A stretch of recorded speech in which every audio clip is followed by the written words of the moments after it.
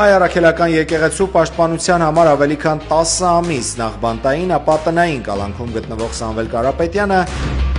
տեսազանգով խոսել է քաղաքացիների հետ։ Բարև ձեզ, պարոն Կարապետյան։ Բարև ձեզ,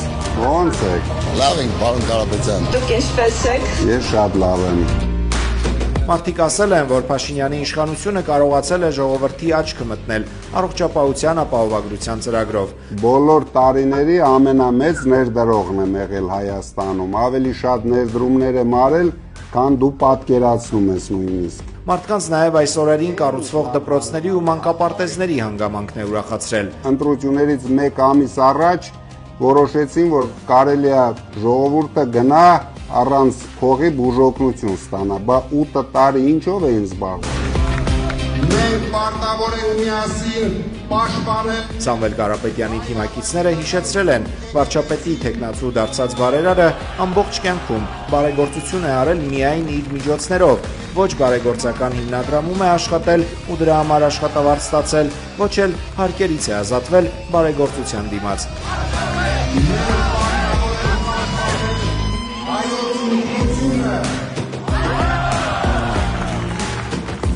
Իսկ դու գիտես, որ ես անձնապես միգուցե ավելի շատ մանկապարտեզներ եմ կառուցել ու բոլոր երեխաները մինչև այսօր ձրի օգտվում են այդ մանկապարտեզներից։ Դա ես արել եմ իմ միջոցներով, իսկ իրենք գնացել են պետության վրա կախել են մեծ պարտքեր, 15 միլիարդին հասնող պարտքեր, դրա դիմաց դու ես վճարելու, քո երեխան է վճարելու, դու նույնիսկ տեղյակ չես ինչքան դու փող ես պարտարկել։ Հայաստանի երրորդ հանրապետության առաջին բարեգործությունը հենց Սամվել Կարապետյանն է արել, Տաշիրում եկեղեցի կառուցելով, հայ առաքելականներին համախմբելով այն օրերին, երբ կաթոլիկ եկեղեցիներ ակտիվ գործունեություն ծավալում։ Հայաստանի ողջ տարածքով մեկ Կարապետյան տոհմի հետքերն ենք մենք տեսնում։ Ես ամբողջ կյանքում միայն մեր միջոցներն եմ օգտագործել այդ նպատակների համար։ Դրա համար դրանից երևի ամենամեծ հաճույքը ես եմ ստացել, երբ հնարավորություն եմ ունեցել մարդկանց օգնելու։ Առհասարակ երեխաները չեն շարունակում իրենց ծնողների գործը։ Սամվել Կարապետյանը Հայաստանում նաև գործարաններ է կառուցել։ Մեր շրջանում այդ կաթոլիկ գաղափարը եղել է, բայց միշտ ասում էին ֆրանկներ։ Ինչքան հիշում եմ 94 թվականին սկսեցինք կառուցել Տաշիրի եկեղեցին։ Նիկոլ Փաշինյանի ղեկավարած Թույլ Հայաստանի գնալով, Սամվել Կարապետյանի առաջնորդած Ուժեղ Հայաստանի գալով 300,000 նոր աշխատատեղ է բացվելու, հիշեցրել են ուժեղ հայաստանցիները։ Գոնե մեկ հիմնարկ, բացի մեր կառուցած, մենք մի 8-10 հատ կառուցել ենք, բացի մեզնից, կարան ցույց տան մեկ հիմնարկ, որտեղ 200 մարդ աշխատում է։ Հայաստանը որպես արդյունաբերական երկիր վերականգնելու ծրագիր ունի Սամվել Կարապետյանը, ասել է տղամարդկանց աշխատանքի պակաս կա, կանանց աշխատանքի խիստ պակաս։ Մենք հիմա պղինձը առնում, չգիտեմ որտեղից բերում ենք, որ Տաշիրի մեր ստեղծած կաբելի գործարանը աշխատի։ Երբ որ մենք 100,000 տոննա պղինձ տանում ենք Չինաստան ենք տալիս։ Սոված Փաշինյանը թող շարունակի ուտել, բայց ոչ քաղաքացու հարկ ու турքից գոյացած պետական բյուջեն, ասել է Սամվել Կարապետյանը։ Պետք է առաջ հերթին ստեղծվի աշխատատեղ, մեր երկիրը ուրիշ պրոբլեմ ունի։ Մեր երկիրը հայաթափման պրոբլեմ ունի։ Ասֆալտը 3 տարի են էլ գիտեք իրանց արած որակը, ամենաշատը 3 տարի, փողը կերան պրծան, փող ուտելուց էլ շատ լավ են սրանք, հիմա կարող են ավելի լավ խումբ, դե պերաշկին ոչին, սովածա ուտում են,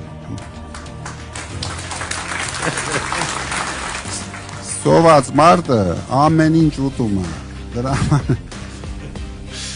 Ուժեղ հայաստանցիները ասում են Նիկոլ Փաշինյանը թող թմբուկ նվագի, իսկ Սամվել Կարապետյանը վարչապետ դառնալով իրականացնի իր ծրագրերը 300,000 նոր աշխատատեղ, 20,000 մատչելի բնակարան,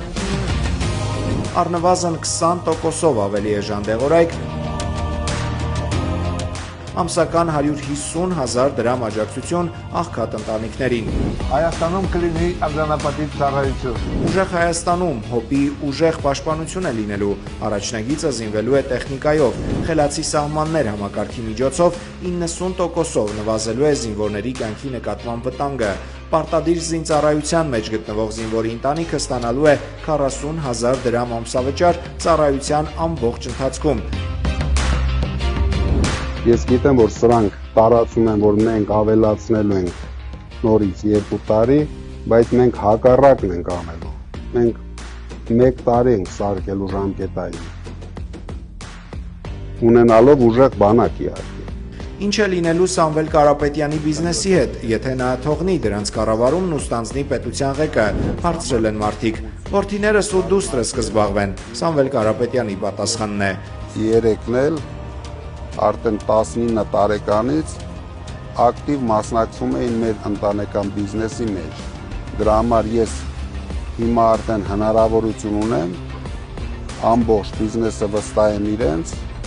եւ վստահ եմ, որ իրենք ավելի կզարգացնեն, նույնիսկ առանց ինձ։ Պետք է պիտանի մարդ դառնալ եւ չդադարել օգնել մարդկանց։ Սամվել Կարապետյանն ասել է, այս սկզբունքով են դասյարակվել իր որդիներն ու դուստրը։ Իդեպ Ուժեղ Հայաստան կուսակցության վարչապետի թեկնածուն արձագանքել է նաև պաշտպանության նախարար Սուրեն Պապիկյանի հարցադրում հայտարարությանը. Գերդաստանումդ 6 տղա ունես, ինչի չեն վիրավորվել կամ նահատակվել։ Թող այդ ասողը լավ ուսումնասիրի իր ղեկավարած նախարարությունը եւ տեսնի այդ 6 տղաները եւ իրենց ընտանիքը ինչեր են արել։ Երևի ինքը այդքան ուղեղ չունի, որ գոնե ուսումնասիրի դա։